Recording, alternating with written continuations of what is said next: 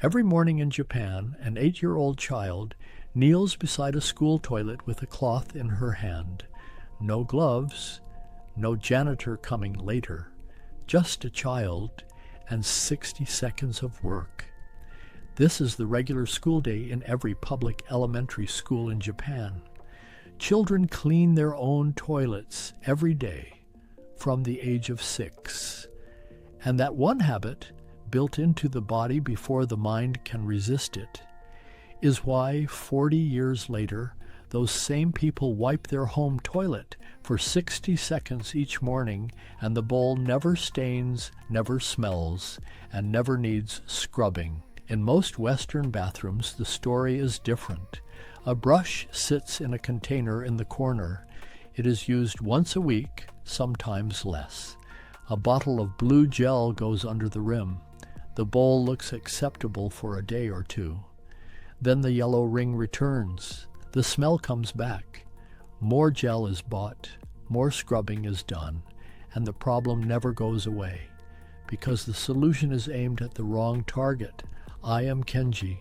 For 40 years I have kept a small home using methods my grandmother taught me. She kept her toilet white for 50 years without a brush and without ever buying a commercial cleaning product. I want to show you the same system today. Here is what we will cover. First, why the products most people use cannot work, and the chemistry that explains it. Then the complete method, a 60-second daily wipe, a 5-minute weekly rinse, and 2 ingredients that together cost under $10 and last a full year. And near the end, the piece of Japanese culture that made all of this possible, the part that no product can replace. If you want a calmer, cleaner home, subscribe, and we will do this together. Let me start with why the problem exists, because once you understand what you are actually fighting, the solution becomes obvious. That yellow ring in a toilet bowl is not dirt in the usual sense. It is a mineral deposit. Urine contains dissolved calcium, magnesium, and phosphate. When those minerals contact the bowl's glaze and the water slowly evaporates, they crystallize directly onto the surface, layer by layer, like very thin paint that hardens with every cycle. The mineral bonds into the glaze. It thickens invisibly over months and years. Bleach cannot touch it. Bleach is an oxidizing agent. It breaks the bonds in organic pigments. The stain becomes colorless, so the bowl looks white again. But mineral scale is inorganic. There are no pigment bonds to break. After bleaching, the mineral layer is still there, colorless but present, ready to catch the next deposit. Think of it like painting over rust. The surface looks better, but the rust keeps growing underneath. The only way to dissolve mineral scale is with acid. Citric acid provides hydrogen ions that react with the alkaline calcium and magnesium compounds, forming soluble salts that simply rinse away. The surface is not bleached. It is restored to what it was before. That is the chemistry. Now let us put it to work. The first step is the reset. You do this once before beginning the daily system. If your toilet has never been treated with acid, there may be years of mineral layers built into the glaze. We dissolve them first.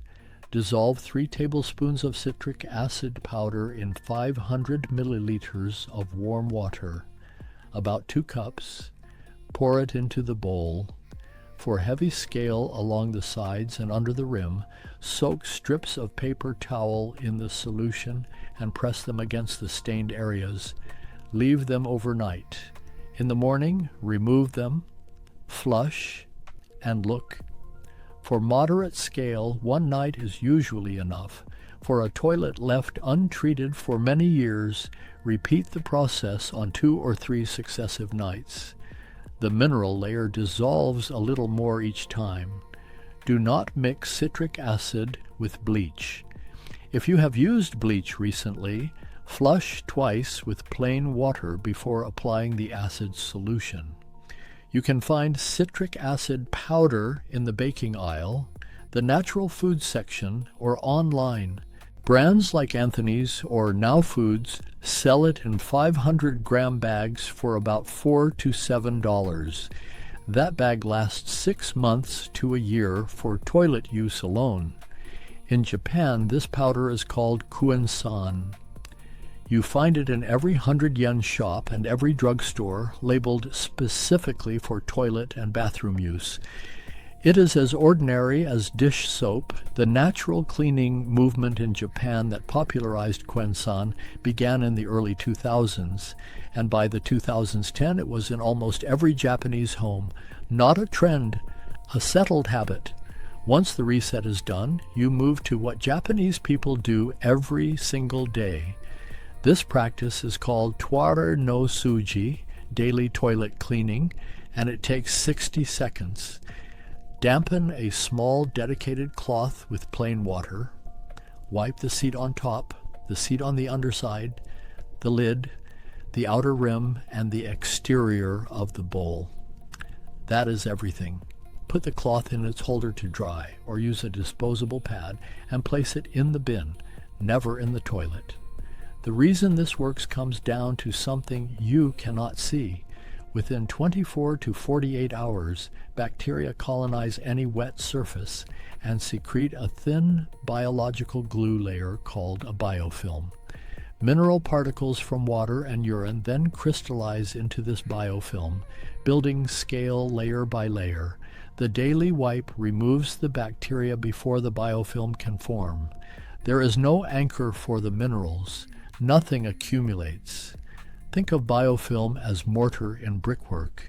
Remove the bricks every day, and there is never a wall to demolish. Wait a week and the mortar has set. The weekly scrub so many people rely on can remove visible grime from the surface, but the biofilm survives in the micropores of the glaze and reestablishes itself within 24 hours. Nothing changes. The daily wipe is the only thing that breaks the cycle. The cloth must be one color you use for nothing else.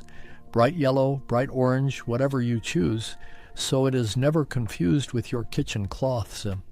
In Japan, the standard cloth for this is a zokin, a small cleaning cloth kept in its own marked holder beside the toilet. In your home, use a bright microfiber cloth in a small jar with a tight lid, or use disposable cleaning pads and put them in the bin after each use. Wash the dedicated cloth separately each week. No chemicals are needed for the daily wipe. Plain water is enough because you are acting before anything has had time to set.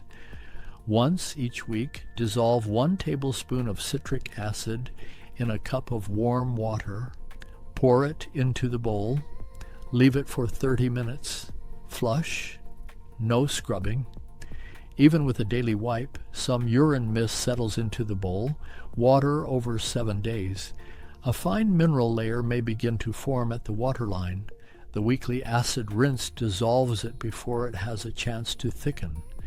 Because the layer is only 1 week old and very thin, 30 minutes is all it takes, not overnight. At the same time, mix 1 teaspoon of citric acid into 200 milliliters of water in a small spray bottle. Spray the underside of the rim, the seat surfaces, and the exterior bowl. Wipe dry. This step does 2 things. It removes any remaining mineral film, and it neutralizes ammonia odor directly. The primary smell molecule in a toilet is ammonia, produced by bacteria breaking down urea in urine. Ammonia is strongly alkaline. Citric acid is a weak acid. When they meet, they react. Ammonia plus citric acid becomes ammonium citrate, a water-soluble salt with no smell at all. The odor is not masked. The molecule itself is changed into something that does not smell. This is why a bathroom cleaned with a citric acid spray smells genuinely neutral, not fragranced, not bleached, simply clean. The second ingredient is baking soda, called juuso in Japan. Place 50 to 100 grams in a small open dish in the corner of the bathroom. Replace it once a month. Baking soda works by physical adsorption. It captures odor molecules in its porous crystal structure, the way a sponge captures water. It is not fighting the smell chemically. It is catching ambient odor from the air. The citric acid spray handles ammonia at the source. The baking soda dish handles the background air in the room. A standard box of baking soda costs about $2.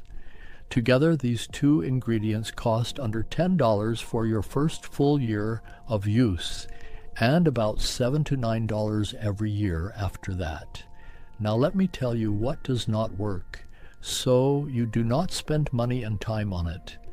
Blue cistern tablets release a chlorine solution into the bowl with every flush.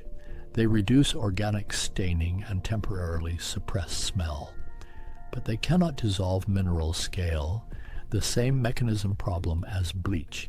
They color the existing scale blue, making it harder to see how much has built up beneath over time.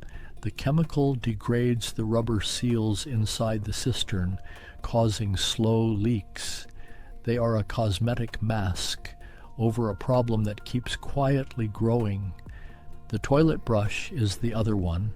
A wet brush sitting in a closed container is one of the most bacteria-contaminated objects in a home. More importantly, scrubbing removes only the top layer of an established biofilm. The biofilm in the micropores of the glaze survives, reestablishes within 24 hours, and continues building the mineral scaffold. Hard scrubbing may also scratch the glaze, making the surface more porous and harder to clean in the future. The Japanese approach replaces the brush entirely. Daily wipes prevent biofilm from forming. The weekly citric acid rinse dissolves what little mineral accumulation occurs. No brush is needed. I want to be honest with you about the limits of this method. If your toilet has not been cleaned with acid in many years, one overnight reset soak may not be enough. Repeat it on 2 or 3 successive nights across 1 week. It will work. It simply requires patience. The longer you have let it rest, the more patience you must bring to it. If you live in a region with very hard water, parts of Arizona, Texas, southern England, or southern Australia, mineral deposits form faster than in soft water areas. In those places, do the weekly bowl, rinse twice per week. The method still works. The frequency adjusts to your water. One safety note for Western homes. Japanese toilet cleaning sheets are manufactured to a dissolution standard specific to Japanese plumbing. Most Western market products labeled flushable do not meet the same standard and are a leading cause of drain blockages. Put disposable cleaning pads in the bin. A reusable microfiber cloth is safer and more economical. Now I want to tell you where this habit actually began, because it did not start with any product, and it did not start with any book. Every weekday in every Japanese public elementary school, the school day includes a segment called Souji no Jikan, cleaning time, about 15 to 20 minutes in which students clean their own classroom, their hallways, and their school toilets. Not the janitor, not a custodian coming later. The students themselves from first grade onward. 6-year-olds mop floors. 10-year-olds scrub toilet bowls. This practice is rooted in the Zen Buddhist concept of samu, physical work performed with full attention as a form of mental and spiritual training. In Zen temples, monks clean as practice. Sweeping a corridor is not a lesser act than sitting in meditation. The reformers who designed Japanese compulsory education in the Meiji era adapted this directly. They understood that cleaning one's own space trains the mind toward responsibility, toward sensitivity to one's environment, and toward the absence of the belief that any task is beneath you. The result is this: a Japanese adult who has cleaned a school toilet every day from age 6 to 18 feels no resistance to wiping their home toilet for 60 seconds each morning. There is no psychological weight attached to it. The habit was installed before the idea of resistance could form. This is the authenticity moat, not a philosophy you read in a book, but a habit built into the body through a school system that operates this way right now, today, in every public elementary school in Japan. There is no equivalent in Western education. In Japan, children learn to clean the toilet before they learn algebra, not because someone told them it was important, because they did it every morning and felt what happens when they do not. Here is your complete routine so you can begin this week. Every day, morning or evening, whichever you will actually do, 60 seconds. Dampen the dedicated cloth. Wipe the seat top, the seat underside, the lid, the outer rim, and the exterior bowl. Hang the cloth to dry. That is your daily practice. Once a week, 5 minutes, 1 tablespoon of citric acid dissolved in a cup of warm water poured into the bowl and left for 30 minutes. Then the citric acid spray on the rim underside and outer surfaces, wiped dry. Replace the baking soda dish if a month has passed. Once a month, check under the rim for any orange or pink film, a bacteria called Serratia marcescens that thrives in damp, dark spaces. If you find it, hold a citric acid-soaked paper towel strip against the area for 1 hour, then wipe and flush. Also wipe the floor around the base of the toilet. Urine microspray settles there and is often the true source of a bathroom smell that people mistakenly blame on the bowl. Twice a year, June and December are the traditional Japanese times, do a full overnight reset soak and replace your dedicated cloth. June is the right moment to start. Summer heat accelerates bacterial growth. A biofilm that takes 48 hours to form in winter may establish itself in 12 hours when temperatures rise. Beginning this month means you face the hardest season already protected. In Japan, we do not clean because it is dirty. We clean so it never becomes dirty. The West waits for the problem to grow serious, then buys something powerful to fight it. Japan does not let the problem arrive. 60 seconds every morning, and there is never a battle to win. My grandmother did not experience this as discipline. She had simply never thought of doing it any other way. When you tend something every day, you stop experiencing it as effort. It becomes part of the morning, like opening a window. The West buys the cure. Japan practices the prevention. Once you see that difference, not just in the toilet, but in the whole home, you cannot unsee it, and you find that you are buying less, cleaning less, and living in a quieter and cleaner space.